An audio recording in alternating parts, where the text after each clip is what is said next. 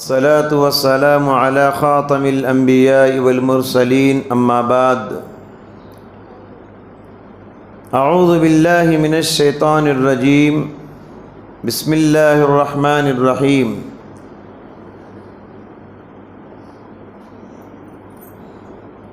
فمن كان يرجو لقاء ربه فليعمل عملا صالحا ولا يشرك بعبادة ربه أحدا۔ حضرات گرامی، باوقار ماں اور بہنوں، سورہ کہف کی آخری آیت کریمہ پڑھی گئی جس میں اللہ تعالیٰ نے ریاکاری سے بچنے کی تعلیم دیا۔ کہا کہ جو عمل اللہ کے لیے خاص ہے اسے غیر اللہ کے لیے نہ کرو، غیر اللہ کو شریک نہ کرو۔ ریاکاری کا مطلب کیا ہے؟ دکھاوے کے لیے کوئی کام کرنا۔ ہر عبادت ہم اللہ کے لیے کرتے ہیں۔ اگر دل میں یہ بات آئے کہ کوئی انسان دیکھے، کوئی مجھے دیکھے، میری تعریف کرے، تو اسے کہتے ہیں ریاکاری۔ ریاکاری کا علاج کل کچھ نکات میں نے آپ کے سامنے پیش کیا تھا۔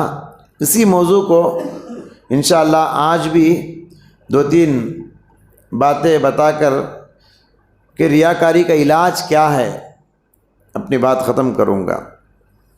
پہلی بات دیکھیے کہ نگاہ میں دنیا حقیر ہو اور آخرت اعلیٰ ہو۔ دنیا کچھ نہیں، غداری کی جگہ، بے وفائی کی جگہ، دھوکے کی جگہ، دنیا کچھ نہیں، دنیا اصل نہیں، آخرت اصل ہے، آخرت اعلیٰ ہے، آخرت بہتر ہے، آخرت باقی رہنے والی ہے۔ اگر یہ سوچ ہمارے اندر ہو تو ریاکاری سے ہم بچ سکتے ہیں۔ ہر شخص دنیا میں اللہ تعالیٰ سے ڈیل کر رہا ہے۔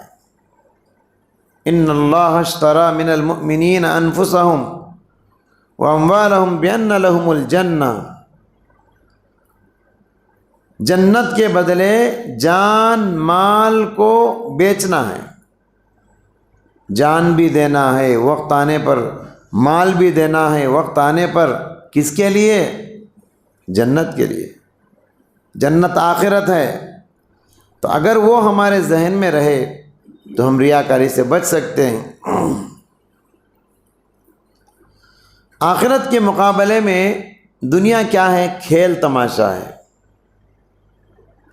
لہو و لعب کہا اللہ نے قرآن میں، کھیل کود۔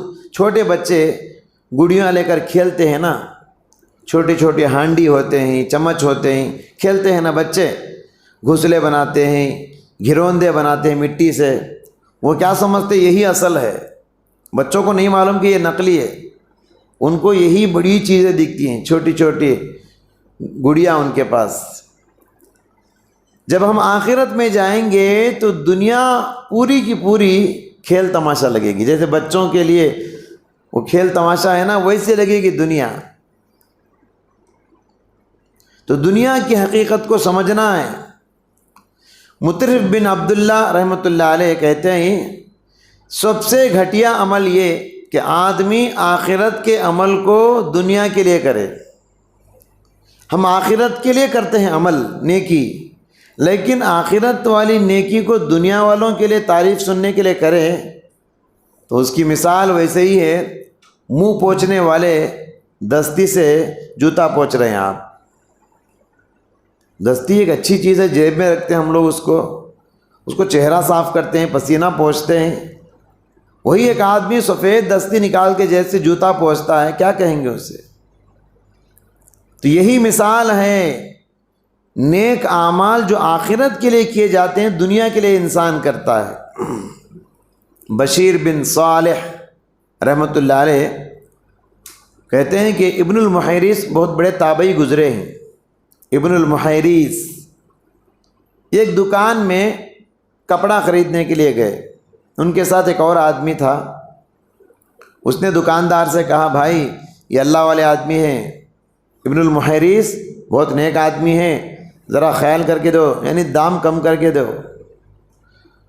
فغضب ابن المحیریث، یہ سننا تھا، ابن المحیریث تابعی ناراض ہو گئے، کہنے لگے انما نشتری باموالنا لسنا نشتری بدیننا، ہم کپڑا خریدتے ہیں پیسہ دے کر، دین بیچ کر ہم کپڑا نہیں خریدتے۔ میری دینداری اسے کیوں بتا رہے آپ؟ دام گھٹانے کے لیے دین کو بیچو گے؟ تو بڑا جملہ انہوں نے کہا۔ تو بہرحال پہلی بات یہ ہے کہ نگاہ میں دنیا حقیر ہو اور آخرت اعلیٰ ہو۔ ہم نیکی جو بھی کرتے ہیں آخرت کے لیے، دنیا کے لیے نہیں، دنیا کمانے کے لیے نہیں۔ اور دوسری بات، عمل کا جو بھی اجر و ثواب ہے اس کے ضائع ہونے سے ڈرنا۔ جو بھی نیکیاں ہم کرتے ہیں نا، اس کو حفاظت کرنا، وہ کہیں برباد نہ ہو جائے، یہ ڈر ہمارے اندر ہمیشہ ہونا چاہیے۔ ایک آدمی کھیتی لگاتا ہے، باغ میں درخت لگاتا ہے تو بے خوف ہو کے نہیں بیٹھ جاتا، پھل آنے تک رات دن نگرانی کرتا ہے، کیڑے مار دوا مارتا ہے، چوہوں کو مارتا ہے، جانوروں کو اندر آنے نہیں دیتا، نگرانی۔ کھیتی لگانے کے بعد پھل آنے تک برابر نگرانی کرتا ہے۔ ویسے ہی ہم لوگ بھی آخرت کی کھیتی میں ہیں۔ جو بھی نیکیاں کر رہے ہیں ان نیکیوں کی حفاظت کرنا، ان کی نگرانی کرنا یہ بہت ضروری ہے۔ اگر نگرانی نہیں کریں گے، جیسے جنگل میں بکری وغیرہ درختوں کو خراب کر دیتی ہے، ہماری نیکیوں کو بھی شیطان ویسے ہی خراب کر دیتا ہے۔ اس لیے نگرانی کرنا بہت ضروری ہے۔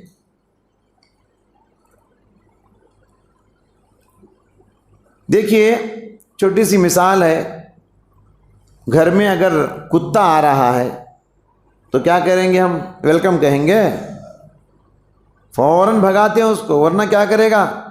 بچے کو کاٹے گا، چیزوں کو نقصان پہنچائے گا، گندگی کرے گا۔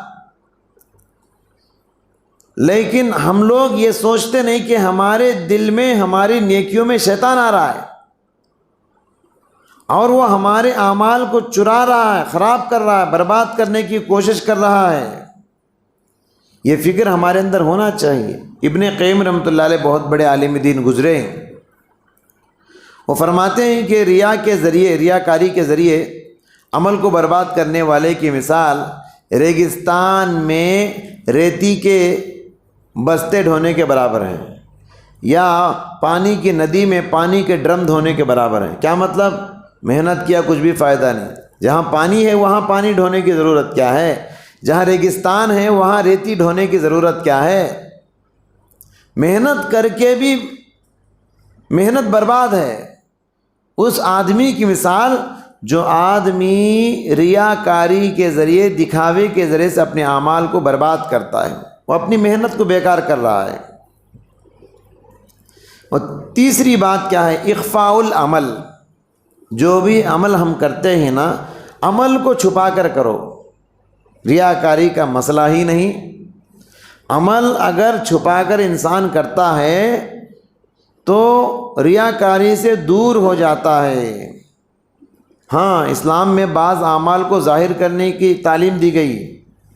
ان تبدوا الصدقات فنعما ہی، اللہ نے فرمایا کبھی کبھی صدقہ خیرات کو بتا کے کرو۔ کیا مطلب؟ حکمت کے طور پہ دوسروں کو انکریج کرنے، ابھارنے کے لیے ایک آدمی خوب صدقہ و خیرات کرتا ہے، اس کو دیکھ کر دوسرے کو جذبہ آتا ہے، ارے میں تو 100 روپے دینے والا تھا، میرا ارادہ تھا، وہ آدمی 10,000 دیا ہے، مجھے 2,000 تو دینا پڑے گا اللہ کے راستے میں۔ تو دوسروں کو دیکھ کر جذبہ پیدا ہوتا ہے۔ تو اس لیے اللہ نے کہا کہ کبھی کبھی صدقہ خیرات دکھا کے کرو۔ تو یہاں یاد رکھیے کہ عمل نیکی لوگوں کے سامنے کرنا غلط نہیں ہے، لوگوں کے واسطے کرنا غلط ہے۔ نیکی لوگوں کے سامنے کرنا غلط نہیں ہے، لوگوں کے لیے کرنا غلط ہے۔ اب نماز پڑھے، ہم سب کے سامنے پڑھے نا، اللہ کے لیے پڑھے ہم لوگ، اگر لوگوں کے لیے پڑھے تو یہ ریاکاری ہے، تو اس سے عمل برباد نہیں ہوتا، لوگوں کے سامنے کرنے سے، لوگوں کے واسطے کرنے سے برباد ہوتا ہے۔ ایک آدمی آدھی رات اٹھ کے آدھی رات تہجد کی نماز پڑھتا ہے، اور دل میں اگر یہ خیال ہو کہ کوئی دیکھے تو اچھا ہے، معلوم ہو کہ میں تہجد پڑھ رہا ہوں، تو سمجھے کہ یہ سب سے بڑا ریاکار ہے۔ یہ چھپ کر پڑھ رہا ہے لیکن دل میں کیا ہے؟ ریاکاری ہے، یہ بیکار ہے۔ ایک دوسرا آدمی سب کے سامنے خوب نماز پڑھ رہا ہو، لمبے لمبے سجدے کر رہا، اللہ کے واسطے، لوگوں کے لیے نہیں، دل کے ارادے کو اللہ دیکھتا ہے، یہ ریاکار نہیں۔ لوگوں کے سامنے لمبے سجدے کرنا، لمبے رکوع کرنا، یہ ریاکاری نہیں، کیونکہ آپ لوگوں کے لیے کر رہے ہیں یا اللہ کے لیے کر رہے ہیں، یہ آپ کے دل کے اوپر فیصلہ ہے۔ تو یہ بات ہمیشہ ملحوظ رکھیں۔ ابو حازم بہت بڑے تابعی ہیں، وہ کہتے ہیں کہ اکتم حسناتک کما تکتم سیئاتک، بڑی پتے کی بات انہوں نے کہی، کہا نیکیوں کو ویسے چھپا کر کرو جیسے گناہ چھپ چھپ کر کرتے ہو۔ انسان کیا کرتا؟ گناہ کرنے سے پہلے ادھر ادھر دیکھتا، کوئی دیکھ رہے ہیں کیا؟ ہاں، کوئی دیکھتے ہیں تو گناہ نہیں کرتا ہو۔ تو کہتے ہیں جیسے گناہوں کو لوگوں سے چھپ کے ادھر ادھر دیکھ کے کرتے ہو، ویسی نیکی کرو، چھپ چھپ کے کرو، سب کے سامنے مت کرو نیکی۔ آپ اس میں ریاکاری کا شائبہ ہی نہیں ہوتا ہے۔ حسان بن ابی سنان رحمۃ اللہ علیہ تابعی گزرے ہیں، ان کے بارے میں ان کی بیوی کہتی ہیں کہ یہ رات میں تہجد کی نماز ایسے پڑھتے، بیوی ان کے بستر پہ سوئی ہوئی ہوتی، یہ بیوی کے سونے کا انتظار کرتے تاکہ بیوی کو بھی معلوم نہ ہو کہ میں تہجد پڑھ رہا ہوں۔ اتنا چھپاتے تھے ہمارے اسلاف نیکیوں کو۔ جب دیکھتے کہ بیوی سو چکی ہے، بیوی کہتی ہے کہ کبھی کبھی جاگتی تھی، وہ معلوم ہوتا تھا اسے، یہ سمجھتے تھے سو گئی ہے۔ تو بیوی کہتی ہیں کہ جب وہ دیکھتے کہ میں سو گئی ہوں تو مجھے میرے بازو سے چپکے سے اٹھ جاتے، جیسے ماں کیا کرتی ہے، بچہ جیسے ہی سو جاتا ہے بچے کو خاموشی سے سائڈ کر دیتی ہے، سلا دیتی ہے کام کرنے کے لیے، اٹھ کے کام کر لیتی ہے۔ ویسے ہی میرے شوہر حسان بن ابی سنان دیکھتے کہ میں سو چکی ہوں، چپکے سے اٹھ جاتے بازو سے، بہت دیر تک رات میں جاگ کے نماز پڑھتے۔ میں کئی دن دیکھی، ایک دن میں نے کہا یا ابا عبداللہ کم تعذب نفسک، اے عبداللہ کے ابو، آپ اپنے نفس کو، اپنی جان کو کتنا عذاب دو گے، کیوں اتنا جاگتے ہیں، کتنی لمبی نمازیں پڑھتے ہیں؟ تو انہوں نے کہا اسکتی، بیگم خاموش رہو، میری زندگی میں ایک دن آنے والا ہے وہاں مجھے سونا ہی سونا ہے، وہاں عبادت کا موقع نہیں، یعنی قبر میں۔ وہاں جانے سے پہلے مجھے یہاں جاگ کر عبادت کرنے دو۔ یہ تھے ہمارے اسلاف، نیکی کرتے ہوئے بیوی کو بھی پتہ نہ چلے، اتنا خیال کرتے تھے میری نیکی میری بیوی کو معلوم نہ ہو، بس اللہ کو معلوم ہو۔ اور آخری بات، طلحہ بن عبداللہ رضی اللہ تعالیٰ بیان کرتے ہیں حضرت عمر کے بارے میں۔ آپ کو معلوم ہے نا، حضرت عمر راتوں میں گشت کیا کرتے تھے، بادشاہ تھے، امیر المومنین تھے، سوتے نہیں تھے۔ آج کے بادشاہوں کی طرح نرم گرم گدیوں پہ آرام سے سوتے نہیں تھے اے سی ڈال کے۔ حضرت عمر رات میں گلیوں میں گھومتے تھے، کسے کیا تکلیف ہے، کسے کیا پریشانی ہے دیکھنے کے لیے۔ حضرت طلحہ بن عبداللہ کہتے ہیں ایک رات میں نے حضرت عمر کو دیکھا، گشت کرتے کرتے اچانک گھر میں گھس گئے، ان کے دل میں گمان آ گیا۔ اب شیطان ہے، پہلے گمان پیدا کرتا شیطان، کتنا بھی نیک آدمی ہو۔ پھر کچھ دیر کے بعد حضرت عمر نکل گئے، گھر سے چلے گئے۔ یہ کہتے ہیں میں وہ گھر کو دھیان میں رکھ لیا، صبح ہوئی تو میں اس گھر میں داخل ہوا، دیکھیں گے گھر میں کون ہے۔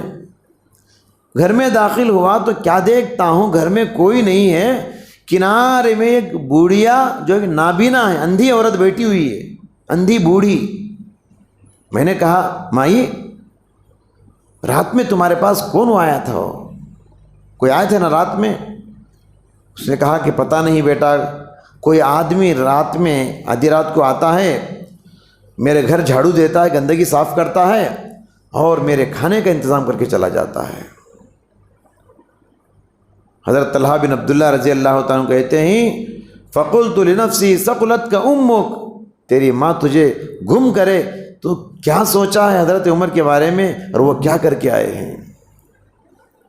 دیکھیے حضرت عمر امیر المومنین ہیں، اس بڑھیا کو اپنا نام بھی نہیں بتائے تاکہ کام اللہ کے لیے ہو جائے، نیکی اللہ جان لے کافی ہے، بڑھیا کو نہیں بولیں گے نام، امیر المومنین ہے، نام نہیں بتائے بڑھیا کو، نابینا ہے، بڑھیا دیکھتی نہیں ہے، مگر کون دیکھ رہا ہے؟